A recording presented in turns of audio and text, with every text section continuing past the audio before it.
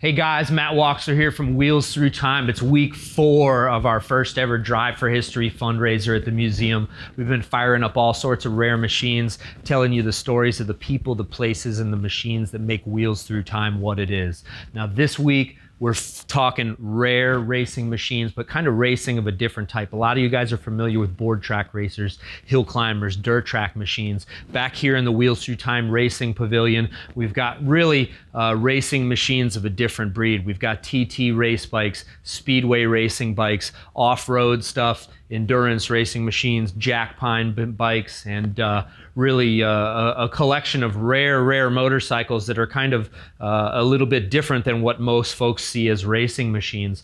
Today, some of the things I wanted to talk to you about, two of my favorite bikes here at the museum, I know you hear me say my favorite a lot, but are the jack pine side hacks right here at the museum. So the jack pine endurance run, little bit of history, 510 miles through Michigan, virtually no roads. So the jack pine was a time distance rally.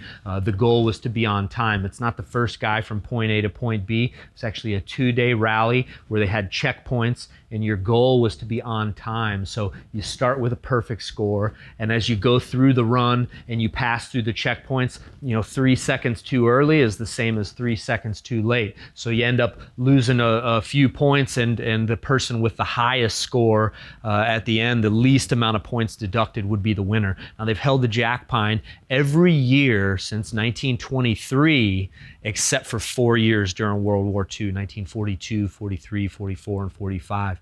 Picked it back up in 46, and they've been running it consecutively every year since. Now nowadays it's a little bit different. I think it's a 200+ mile run. It's a 1-day run, but back in the early days, 500 miles, if you can imagine. So these guys were passing through creeks and rivers, log bridges, sand, and it was really among the most grueling endurance races of the time. Now here at the museum, we've got 2 incredible machines. They're actually sidecar bikes. There's a jack pine race. They had Class A solo, Class B solo, Class A and Class B sidecar. Both of this machine and the one I'm going to show you in a few minutes competed in the sidecar class. This bike, a 1931 Indian 4-cylinder. This bike was actually found, I believe it was 2008. My dad found it at the the Davenport Antique Bike Meet. The bike had been hidden away in a warehouse in Maryland for probably 50 years. Now the bike was raced by a fellow named Clem Murdaugh. He was an Indian dealer out of Westchester, Pennsylvania, and the bike's been entirely customized. Indian 4-cylinder, tons of torque, not a high RPM machines, but really this bike has been modified and enhanced to be able to run the jack pine really far beyond what the Indian founders probably ever could have imagined. Now what they did was they started out with the powerful 4-cylinder power plant. Indian 4-cylinder motors are right around 76 cubic inches. What they did with this engine is really kind of a unique setup. They started with their 31 lower end, and they actually incorporated a top end here, cylinders from a little bit later model. And then what they did was, traditionally your carburetor hangs out the back here on a 4-cylinder. Clem decided to turn the whole head around, run the carburetor out the front, and you see this big funky intake. It runs through the oil tank, and the foam up here around the speedo is your air cleaner. So this is an oil bath air cleaner system that allowed them to travel basically through water and creek crossings and such up to the gas tanks. So pretty incredible stuff. Now this bike has been set up, of course, with the sidecar. You just set up to kneel in the sidecar. It's got a big extra fuel tank here, auxiliary fuel pump, big bush axe in case you run into fallen trees or anything that obstructs the trail. Some of the neatest pieces about this bike is actually it has a driven sidecar wheel. So this lever here, the passenger could either engage or disengage the sidecar wheel, making the bike go from a 1-wheel drive to a 2-wheel drive. Really unique setup, and certainly would have helped them in the conditions like the sand and in the water. It's also got the winch here. Now this runs full time off of an idler coming off of the transmission sprocket. And basically the winch, there's a big long tube here. You tie yourself off on a tree up there, and it self-winds itself, the winch does. So really pull them out of any sort of predicament you could get in. Now this bike, super neat deal. I just found a picture online of this bike back in its heyday. Judging by the cars, I'm thinking probably early 1950s.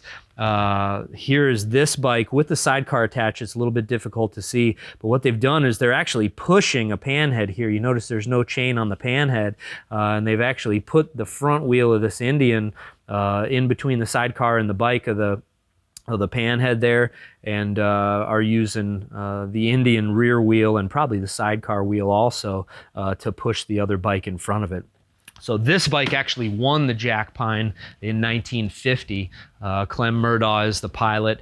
Incidentally, Jacques DuPont, who DuPont owned the Indian company at the same time, he was one of the grandsons of the owners of the company. Jacques DuPont was the passenger in the sidecar, so champion in the sidecar class from 1950. Now the Harley Davidson counterpart to this machine was raced by a guy named Clarence Fisher, and they did so much to modify these bikes, and the bikes in these early enduro runs are so far from stock. You guys might remember us doing some programming on this bike maybe about a month ago. So what we did was we actually pulled the Jack Pine pan, Clarence Fisher's old pan head out, and put some gas in it, put a battery in it, a little bit of transmission a little bit of oil in the transmission and in the oil tank. Hadn't run the bike in 6 or 8 years, and it fired right back up. Chris and I took it up the hill. But this machine, what they've done is they've actually added a little bit longer fork tubes. They've added plates in the rear end that jack the whole bike. It's got almost a foot of ground clearance. Again, the sidecar's been absolutely stripped down. You see they've got toolbox, canteen, bush axe here. They've got the roll chart and the speedometer here. Now keep in mind, your passenger is the fella that's telling you how fast to go, where to turn, when to speed up, when to slow down. And he had really quite a job here, probably as hard of a job as the rider. So big muddy tires, or big knobby tires on the back for the mud, high pipes for when you go through the water, and this bike's just really one of the more fun machines we have at the museum. We actually get on this bike and take it up the hill pretty often now that we've got her back running again. So I was going to crank it up for you guys. Big 74-inch panhead. So if you can imagine muscling a 400 or 450-pound bike without the sidecar, maybe 600 pounds with the sidecar, 1,200 cc's through the dirt and the muck and the mud for 500 miles. You really had to be one tough dude to be able to compete. So we're going to get this thing fired up, listen to it purr for a few, and there you go.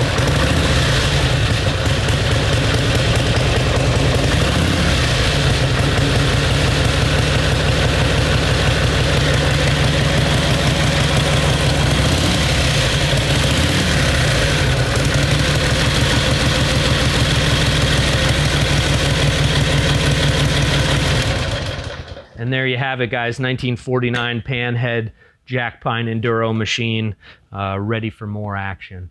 So we're going to be firing up a ton more rare bikes this week from the TT Racing Pavilion, speedway bikes, cut downs, and all sorts of rare machines. Make sure you tune in. Guys, and if you're liking what you're seeing on our Drive for History, make sure you head over to wheelsthroughtime.com/donate and make a contribution today. Thanks for your support.